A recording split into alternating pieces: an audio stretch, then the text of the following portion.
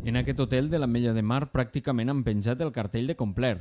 Després d'uns bons resultats pel que fa a ocupació durant la Setmana Santa, afronten un pont de l'1 de maig amb unes previsions immillorables.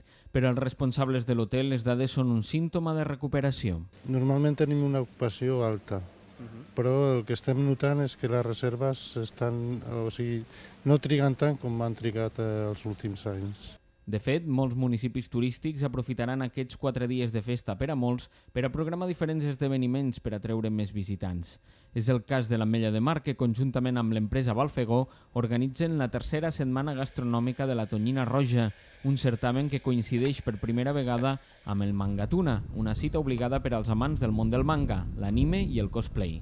Bé, la veritat és que l'objectiu principal és que ajudi, és intentar arrodonir totes les activitats gastronòmiques que s'estan organitzant, gastronòmiques, esportives, que s'estan organitzant al voltant de la Tonyina Roja, la vessant cultural, i també arreplegar este públic, aquests seguidors fidels que té el món del manga amb tot aquest seguit d'activitats. Esperem que sigui un pol d'atracció més per aquest pont del mes de maig a l'Ametlla de Mar.